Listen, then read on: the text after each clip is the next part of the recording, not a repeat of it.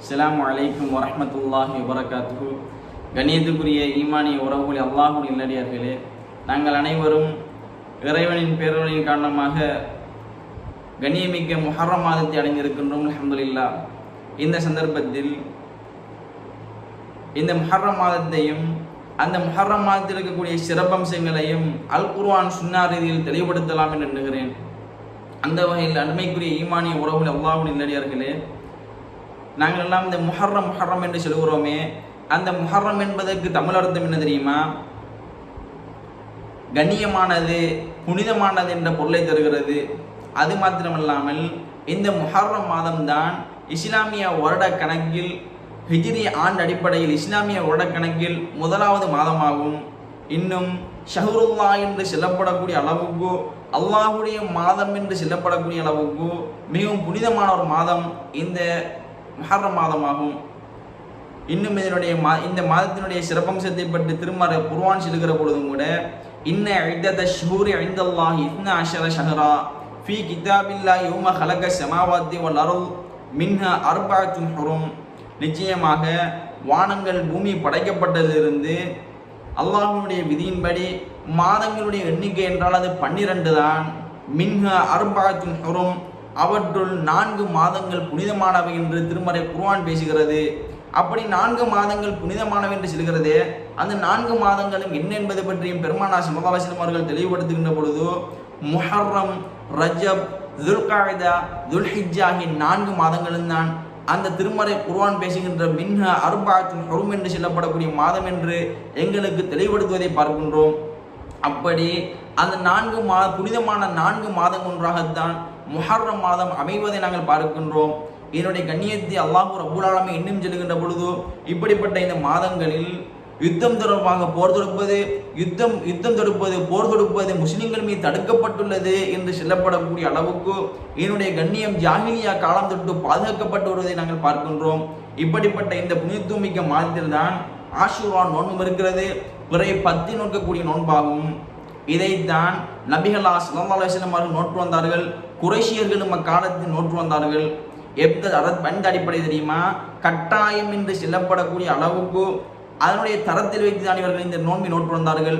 ரமலானுடைய நோன்பு கடமையாக்கப்படும் வரைக்கும், ரமலானுடைய நோன்பு கடமையாக்கப்பட்டதும் இந்த நோன்பினுடைய தரத்தை அல்லாஹ்வின் தூதர் ஸல்லல்லாஹு அலைஹி வஸல்லம் அவர்கள் சுன்னத் என்ற தரத்துக்கு எங்களுக்கு விட்டு சென்று எங்களுக்கு தெளிவுபடுத்துவதை பார்க்கின்றோம்.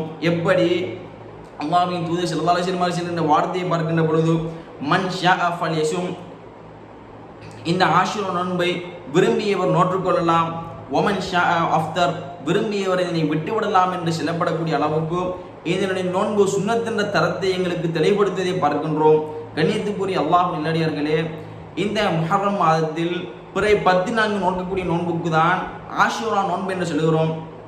இந்த ஆஷூரா நோன்பை நாங்கள் நோட்பதற்கான காரணம் என்ன என்பதை பற்றியும் அல்லாஹ்வின் தூதர் ஸல்லல்லாஹு அலைஹி வஸல்லம் அவர்கள் சொல்கின்ற பொழுது, நபிகளா ஸல்லல்லாஹு அலைஹி வஸல்லம் அவர்கள் மக்காவிலிருந்து மதீனாவுக்கு ஹிஜ்ரத் செய்த நேரத்திலும் நபிகளா ஸல்லல்லாஹு அலைஹி வஸல்லம் இந்த நோன்பை நோற்று மக்களை நோட்குமாறு கட்டளையிட்டார்கள். அப்படி கட்டளையிட்ட நேரத்தில் இந்த முஹர்ரம் மாதத்தினுடைய நேரத்தில் யூதர்களும் இந்த நோன்பை நோற்று வந்தார்கள். இவர்கள் இதே கண்ட அல்லாஹ்வின் தூதர் ஸல்லல்லாஹு அலைஹி வஸல்லம் அவர்கள் இவர்கள் இந்த நோன்பை நோட்பதற்கான காரணம் என்ன என்பதை அவரிடத்தில் கேட்ட பொழுது அவர்கள் சொல்லுகிற வார்த்தை என்ன தெரியுமா? ஹாதா யௌமுன் சாலிஹுன், இது ஒரு திருநாளாகும். ஹாதா யௌமுன் நஜ்ஜல்லாஹு பனி இஸ்ராயீல மின் அதுவியும், அல்லாஹ் ரப்பல் ஆலமீன் பனு இஸ்ரவேலர்களையும் மூசா அலைஹிஸ்ஸலாம் அவர்களையும் பாதுகாத்த நாளாகும் என்று இந்த நாளுடைய மகோன்னதங்களை அவர்கள் சொல்லுவதை பார்க்கின்றோம். அப்படி இதனால தான் அவர்கள் மூசா அலைஹிஸ்ஸலாம் நோன்பு நோட்டார்கள். அதனால தான் நாங்கள் நோட்கிறோம் என்று அவர்கள் சொன்ன பொழுது அல்லாஹ்வின் தூதர் ஸல்லல்லாஹு அலைஹி வஸல்லம் அவர்கள் சொன்ன வார்த்தை என்ன தெரியுமா?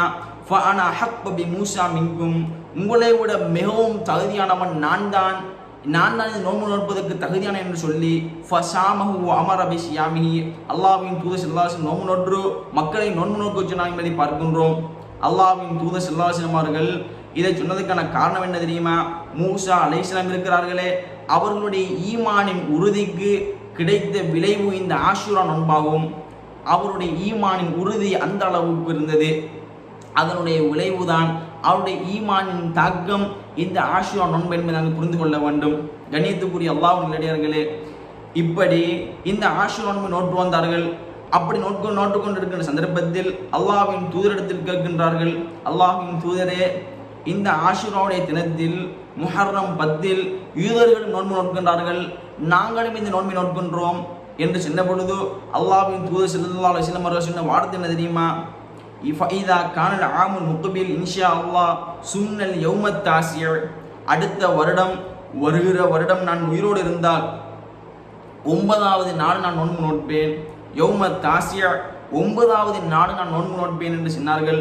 இதனாலே தான் தாசுஆ ஆஷூரா நோன்பும் பிறை 9 தாசுவாவும் பிறை 10 ஆஷூரா நோன்பு நாங்கள் நோட்டு வருகிறோம். இப்படி அல்லாஹ்வின் தூதர் ஸல்லல்லாஹு அலைஹி வஸல்லம் அவர்கள் சொன்னதுக்கான காரணம் என்ன தெரியுமா? யூத மதமும் இஸ்லாமிய மதமும் ஒன்றல்ல, இரண்டும் வேறு வேறு என்பதை பிரித்து காட்டுவதற்காக வேண்டி அல்லாஹ்வின் தூதர் ஸல்லல்லாஹு அலைஹி வஸல்லம் அவர்கள் இப்படி சொல்வதை நாங்கள் பார்க்கின்றோம். ஆனால் அடுத்த வருடம் அல்லாஹ்வின் தூதர் ஸல்லல்லாஹு அலைஹி வஸல்லம் அவர்கள் உயிரோடு இருக்கவில்லை, வஃபாத்தாகி விட்டார்கள். இனேதான் கண்ணியத்துக்குரிய அல்லாஹ்வின் நல்லடியார்களே, இந்த ஆஷுரா நோன்பு இருக்கிறதே முஹர்ரம் மாதத்தில் நோன்புக்கூடிய நோன்பாகும்.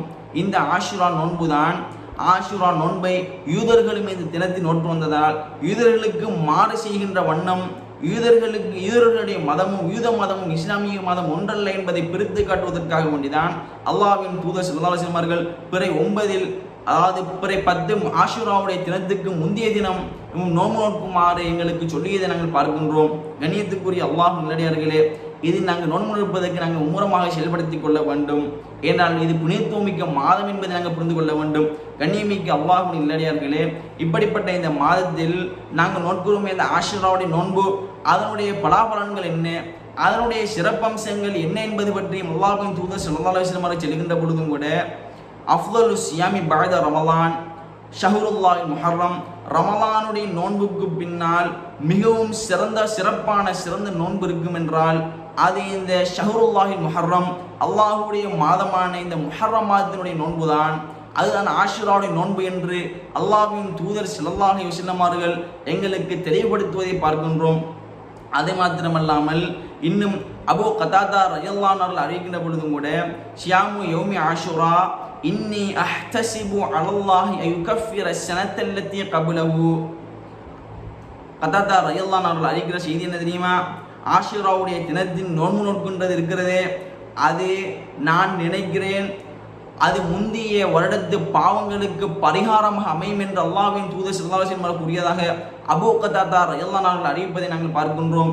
நாங்கள் எவ்வளவு பாவங்களை நாங்கள் செய்கிறோம், அந்த பாவங்களுக்கெல்லாம் பரிகாரமாக இந்த முந்தைய வருடத்து பாவங்கள் மன்னிக்கப்படுகின்றது என்றால் நாங்கள் இந்த நோன்பு நோட்பதற்கு எவ்வளவு மும்முரமாக செயல்பட வேண்டும் என்பதை நாங்கள் பார்க்கின்றோம். அல் குர்ஆன் சுன்னாரில் இஸ்லாமிய வழிகாட்டின் அடிப்படையில் 9வது 10வது நாட்களில் நாங்கள் நோன்பு நோட்பதற்கு எங்களை நாங்கள் பழக்கப்படுத்திக் கொள்ள வேண்டும். முஹர்ரம் மாதத்தில் ஏன் இதை சொல்லுகிறேன் தெரியுமா? அல்லாஹ்விடத்தில் பாவ மன்னிப்பு தேடுவதற்கு நாங்கள் மும்முரமாக செயல்படுத்திக் கொள்ள வேண்டும். வஸாரிஉ இலா மக்ஃபிரத்தின் மின் ரப்பிக்கும், உங்களுடைய ரப்பினுடைய மக்ஃபிரத்தின் பக்கம் நீங்கள் விரைந்து செல்லுங்கள் என்று சொல்லுகிறதே, அது யாருக்கு தெரியுமா? முத்தகீன்கள் தான் அது செல்வார்கள். தக்வாதாரிகள், இறையச்சதாரிகளுடைய பண்பு மக்ஃபிரத்தின் பக்கம் விரைந்து விடுவார்கள். எனவே தான் அருமைக்குரிய அல்லாஹ்வின் நல்லடியார்களே, அவர்களுக்கு தான் உஇத்தத்லில் முத்தகீன், தக்வாதாரிகளுக்கு தான் அந்த உயர்தரமான அந்த மக்ஃபிரத்தும் அல்லாஹ் வானம் பூமி அளவு விசாலமான அந்த சொர்க்கமும் அந்த தக்வாதாரிகளுக்கு தான் இருக்கிறது. உண்மையான தக்வாதாரிகள் யார் என்று தெரியுமா? அவர்கள் மக்ஃபிரத்தின் பக்கம் விரைந்து விடுவார்கள். அவர்கள் எந்த நேரமும் மக்ஃபிரத்தை எதிர்பார்த்து கொண்டிருப்பார்கள். காரணம், மனிதன் பலவீனமானவன், அவன் பாவத்தின் சாயலில் விழுந்து விடலாம், அவன் விழுந்துவிடக்கூடும் என்பதை அவர் மனிதன் கருதினாள் என்றால் அவனுடைய தக்வா, அவனுடைய ஈமானின் உறுதியின் வெளிப்பாடு அல்லாஹ்விடத்தில் இஸ்திக்ஃபார்களை மேற்கொள்வதற்கான் இருக்கும். எனது கண்ணியமான அல்லாஹ்வுடைய நல்லடியார்களே, நாங்கள் எல்லாம் இஸ்திக்ஃபார்களை மேற்கொள்வதற்கு, இறைவனிடத்தில் பாவ மன்னிப்பை தேடுவதற்கும் மிகவும் புனிதமான ஒரு மாதம் என்றால் அது இந்த முஹர்ரம் மாதமாகும். அது மாத்திரமல்லாமல் இப்படிப்பட்ட இந்த முஹர்ரம் மாதத்தில் நாங்கள் எல்லாம் உயிரோடு ஆரோக்கியமாக இருப்பதற்கு அல்லாஹ்வுக்கு நன்றி செலுத்தும் கடமைப்பட்டிருக்கின்றோம். காரணம், இந்த நோன்பை நோற்று அல்லாஹ்வுடைய மக்ஃபிரத்தை பெறுவதற்கு ஒரு வருடம் செய்த பாவம் மன்னிக்கப்படும் என்று சொல்லப்படுகின்றது. அதை பெறக்கூடிய அளவுக்கு நாங்கள் பாக்கியசாலிகளாக இருக்க வேண்டுமாக இருந்தால் இந்த நோன்பை நாங்கள் நோட்பதற்கு நாங்கள் மும்முரமாக செயல்பட வேண்டும் என்பதை நாங்கள் புரிந்து கொள்ள வேண்டும். கண்ணியத்துக்குரிய அல்லாஹ்வின் நல்லடியார்களே, இப்படிப்பட்ட இந்த மாதத்தில் நாங்கள் எங்களை திக்ரினாலும் எங்கள் நாவை நலைப்பதற்கும், நாங்கள் இஸ்திக்ஃபாரினால் நாங்கள் அல்லாஹ்வுடைய மக்ஃபிரத்தை பெறுவதற்கும் எங்களை நாங்கள் மும்முரமாக செயல்படுத்திக் கொள்ள வேண்டும். ஏன் இதை சொல்கிறேன் தெரியுமா? நாங்கள் எங்களை மாற்றிக்கொள்ளாத வரைக்கும் அல்லாஹ் ரப்புல் ஆலமீன் எங்களை மாற்ற மாட்டான். எனவே நாங்கள் திருந்த வேண்டும். நாங்கள் திருந்தி எங்களுடைய வாழ்க்கையை நாங்கள் இறைவனுடைய வழியின் பக்கம் நாங்கள் ஃபீ ஸபீலில்லாஹ், அல்லாஹ்வுடைய பாதையில் நாங்கள் எங்களுடைய வாழ்க்கையை நாங்கள் அர்ப்பணிக்கின்ற பொழுது அல்லாஹ்வுடைய இறை திருப்தியை பெற்று வாழக்கூடிய மூமின்களாக எங்களால் வாழ முடியும். கத் அஃப்லஹல் மூமினூன், மூமின்கள் எல்லாம் வெற்றி பெற்று விட்டார்கள் என்று சொல்லப்படுகின்றது. அந்த பட்டியலுக்கு நாங்களும் வரக்கூடிய என்பதை நாங்கள் புரிந்து கொள்ள வேண்டும். ஈமானோடு தக்வாவோடு வாழ்வதற்கு மிகவும் உறுதுணையான மாதம் இந்த கண்ணியமிக்க முஹர்ரம் மாதம் என்பதை புரிந்து கொள்ள வேண்டும். அருமைக்குரிய அல்லாஹ்வின் நல்லடியார்களே, இப்படிப்பட்ட இந்த மாதத்தில் நாங்கள் அதிகம் அமல்களை செய்வதற்கும் நாங்கள் உறுதுணையாக இருக்க வேண்டும். எங்களை நாங்கள் மும்முரமாக செயல்படுத்திக் கொள்ள வேண்டும். அதிகமான நன்மைகளை செய்வதற்கும் நல்ல நல்ல காரியங்கள் ஈடுபடுவதற்கும் எங்களை நாங்கள் மும்முரப்படுத்திக் கொள்ள வேண்டும். கண்ணியமானவர்களே, அல்லாஹ்வின் நல்லடியார்களே, இந்த முஹர்ரம் மாதத்தை ஆஷுரா தாஸ்வா நோன்பை நாங்கள் நோற்று அமல்கள் அலங்கரிப்பதற்கு படைத்தவன் ரஹ்மான் எம் அனைவருக்கும் அருள் செய்வானாக. வாஹிரு தஅவானா அனில் ஹம்துலில்லாஹி ரப்பில் ஆலமீன்.